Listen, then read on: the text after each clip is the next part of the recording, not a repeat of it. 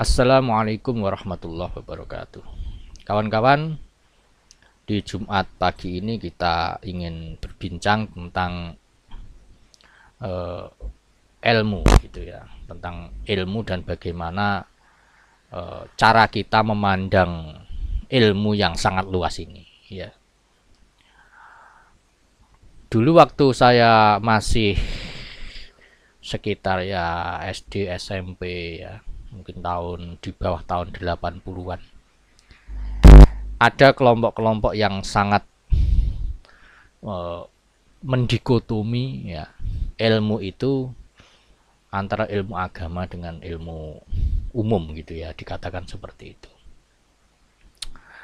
Artinya kalau ingin selamat ya kita harus mempelajari ilmu agama, sedangkan ilmu umum itu tidak penting gitu.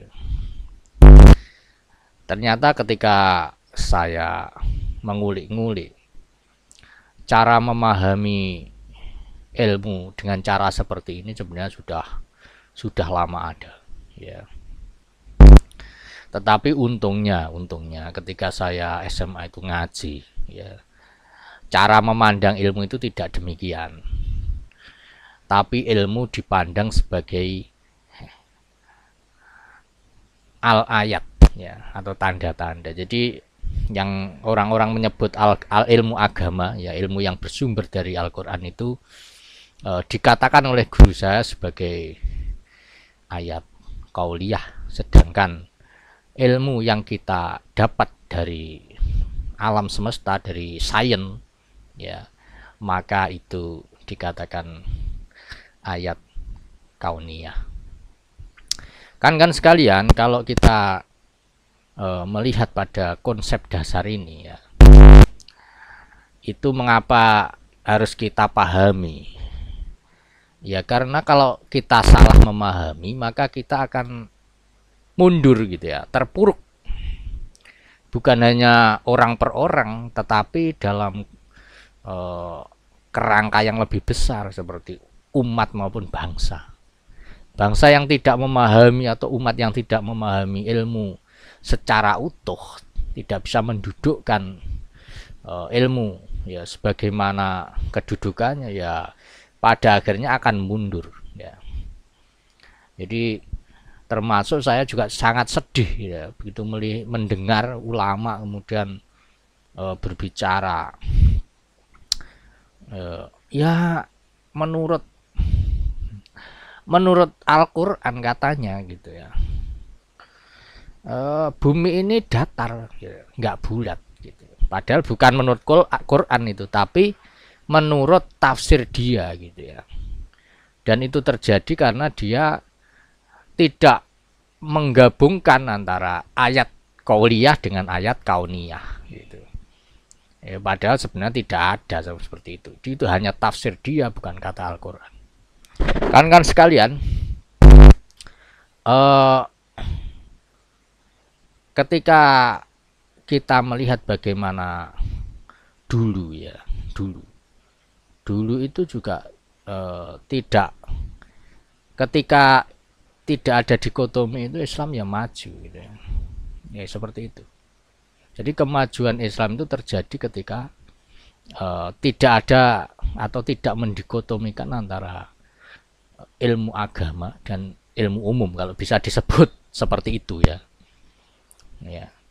Jadi kita bisa melihat pada di abad-abad terutama ya, puncaknya ya ketika di abad-abad pertengahan ya.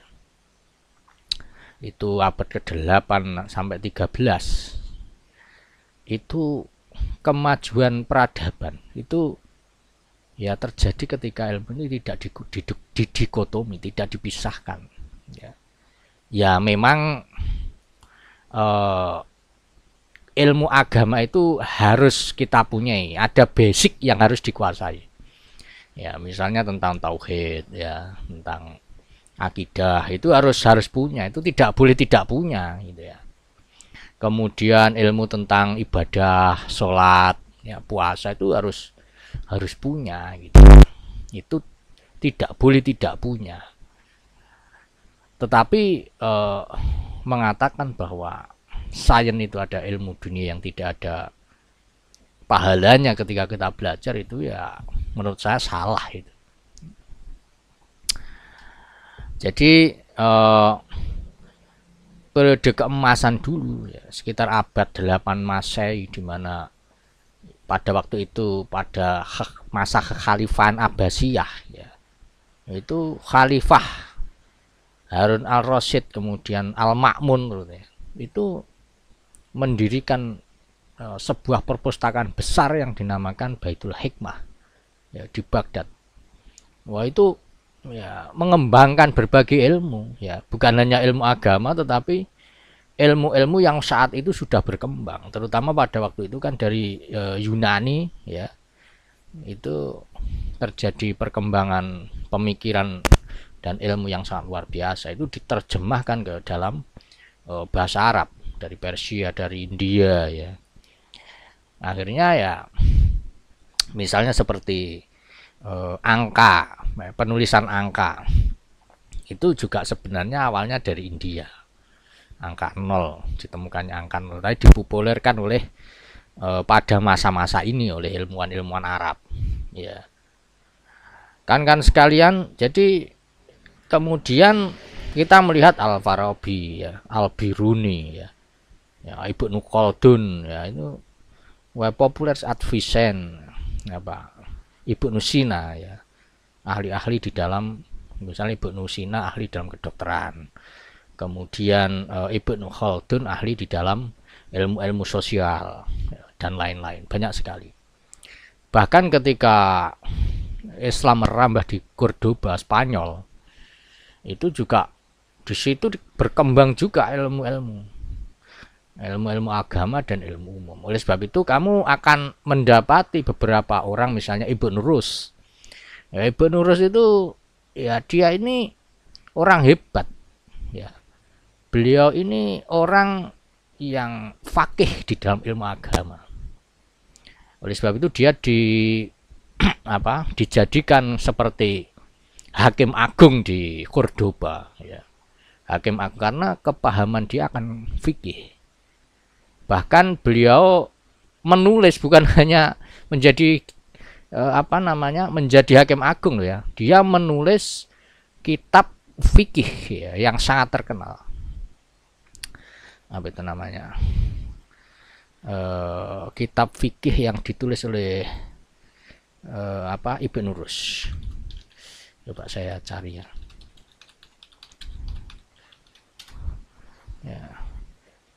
Bidayatul Mujtahid wa Nihayatul Muqtasid. Ya, itu kitab yang ditulis oleh Ibnu Rus. Kitab fikih, perbandingan mazhab.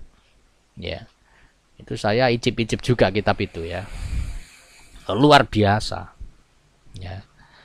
Tapi Ibnu Rus itu juga seorang dokter gitu loh. Ya, seorang dokter istana juga ya. Dan seorang astronom, jadi luar biasa waktu itu. Nah, kemudian ketika waktu-waktu berikutnya ya, ini masalahnya ya. Masalahnya kemudian ketika sudah mencapai puncaknya itu kemudian ya mengalami kemunduran, walaupun itu ya banyak faktor ya. Islam mengalami dunia Islam mengalami kemunduran itu karena banyak faktor. Salah satunya adalah adanya serangan dari bangsa Mongol ya. Kemudian juga termasuk kolonialisme Eropa dan lain-lain, itu punya peran yang penting ya. Dan juga termasuk seruan-seruan untuk kembali ke agama, tetapi malah menghilangkan ilmu-ilmu yang dulu dikuasai oleh ulama yang kemudian banyak disebut sebagai ilmu dunia itu ya. Ini muncul ulama-ulama yang seperti itu ya, jadi kemudian menjadi mundur ya. Jadi ya akhirnya ya kita disalib oleh renaissance-nya barat gitu. Jadi kawan-kawan, cara kita memahami tentang ilmu ini, klasifikasi ilmu ini eh, menjadi punya efek yang besar bagi kemajuan umat gitu ya, kemajuan bangsa gitu. Makanya ini harus dipahamkan. Kan sekalian, saya juga melihat bahwa kemajuan agama akhir-akhir ini dan juga kesadaran masyarakat agama akhir-akhir ini jangan sampai kemudian membuat kita ini menjadi artinya menjadi memandang ilmu ini ya seperti saat terjadi kemunduran agama. Jangan mendikotomi ilmu. Gara-gara kesadaran beragama ini semakin baik, maka ya kita berlomba-lomba dengan, dalam tanda kutip, ilmu agama. Ya, dan tidak tidak peduli dalam tanda kutip ilmu umum gitu. Ya, mengapa saya sebut dalam tanda kutip? Karena saya juga sulit untuk mencari istilah yang tepat gitu ya. Karena semuanya itu menurut saya juga diperintahkan agama gitu ya. Kalau dalam pemahaman agama saya ya semuanya itu ya bisa dikatakan ilmu agama gitu. Baik kawan-kawan, kita coba melihat diagram ya. Saya membuat sebuah diagram singkat agar kita memahami bagaimana posisi-posisi ilmu ini. Ya. Nah, ini. Jadi semua sumber ilmu yang oleh orang dikatakan ilmu akhirat dan ilmu dunia ini, atau ilmu agama dan ilmu dunia ini, sebenarnya keduanya itu ya bersumber dari Allah. Ya, Al-Quran adalah kalamullah dan perkataan Nabi dan sebagainya itu juga dipandu oleh Allah. Maka dia disebut ayat qauliyah ya, yang berasal dari firman ya, atau perkataan. Kemudian semesta ini juga dibuat oleh Allah ya, bukan dibuat oleh yang lain gitu ya. Jadi Al-Quran juga dari Allah, semesta ini juga dari Allah. Kalau kita mandang ini ilmu dunia, seakan-akan kita ini tidak sadar bahwa dunia ini dibuat oleh Allah ya. Kemudian dengan dipandu oleh ulama ya, maka ilmu yang dari Al-Quran dan dari hadis itu melahirkan apa yang kita namakan sebagai ilmu agama itu tadi gitu. Jadi ditafsir oleh para ulama, disusun oleh para ulama ya, sehingga Al-Quran dan hadis itu menjadi yang orang-orang katakan ilmu agama.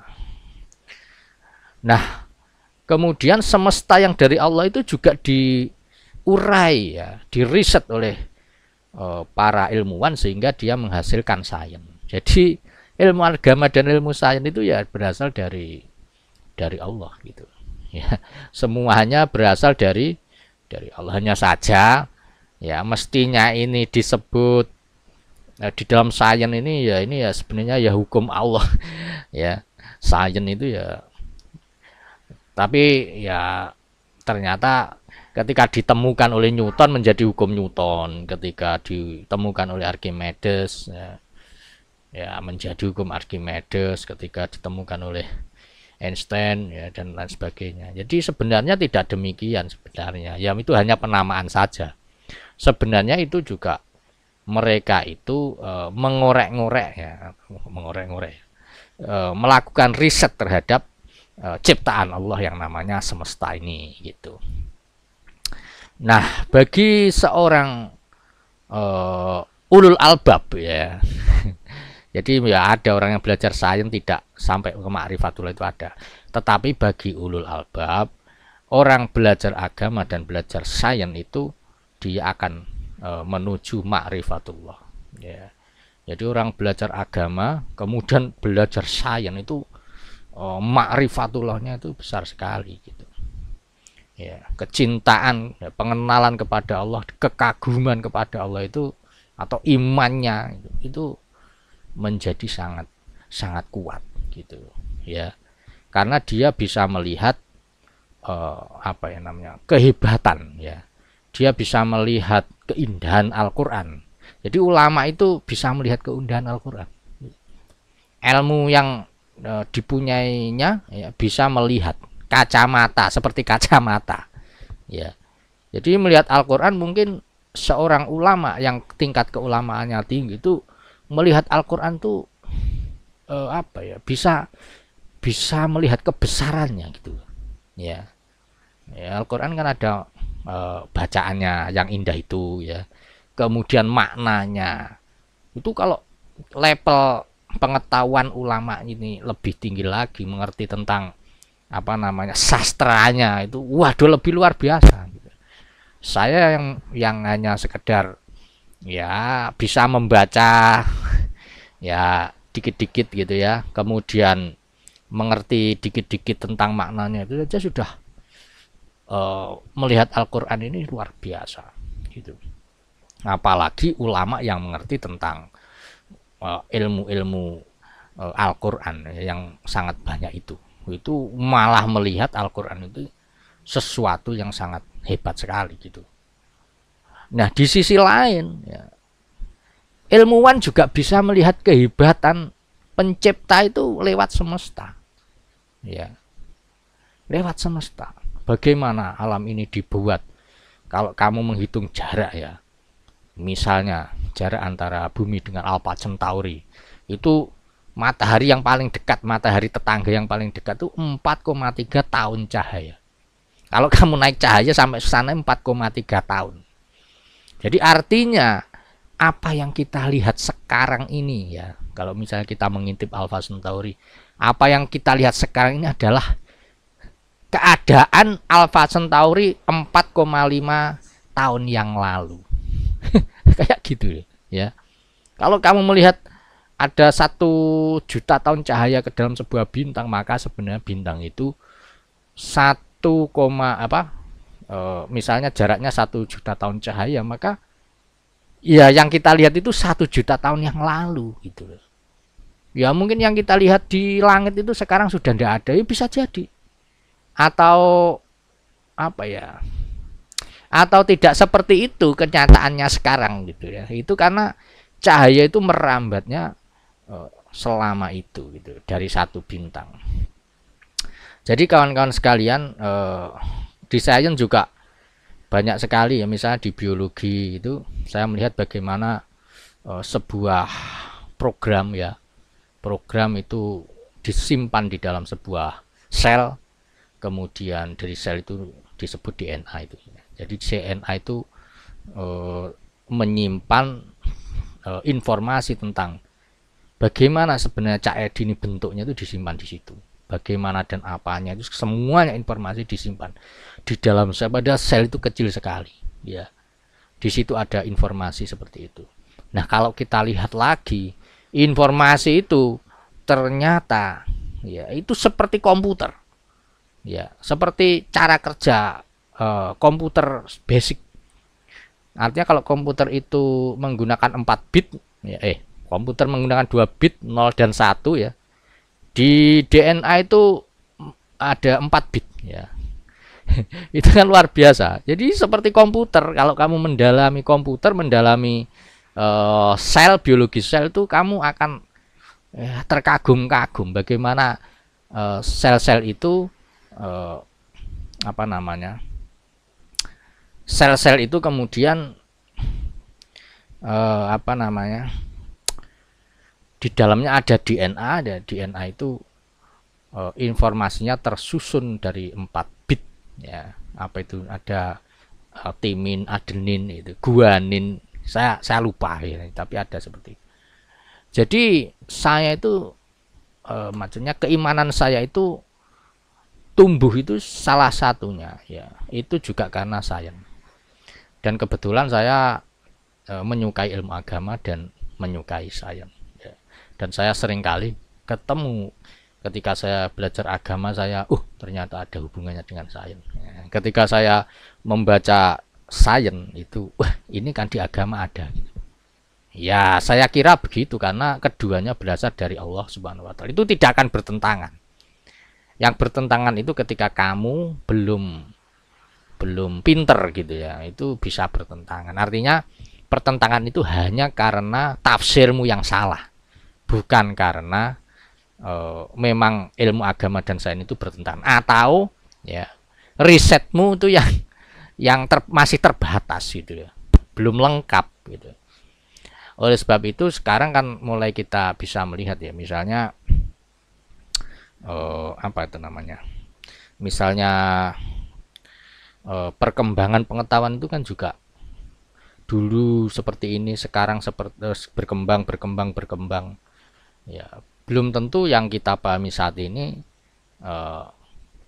sama dengan yang dipahami di kemudian hari gitu, karena ilmu itu berkembang gitu. Ketika sensor berkembang, kemudian informasi berkembang, teknologi berkembang, maka kita akan mendapatkan output ya yang mungkin sedikit berbeda ya dengan sebelumnya. Jadi gitu ya. Jadi karena ilmu yang dinamakan Al-Quran dan hadis dengan apa yang kita lihat di semesta itu berasal dari Allah, maka ya tidak mungkin berbeda. Tidak mungkin berbeda. Jika ada perbedaan, maka itu ya memang ada kesalahan tafsir ya, atau ya risetnya ini belum nyampe gitu ya.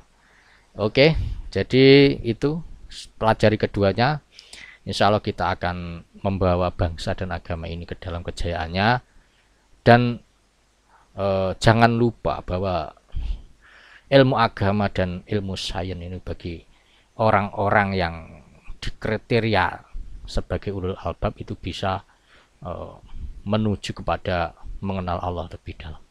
Demikian, terima kasih. Assalamualaikum warahmatullahi wabarakatuh.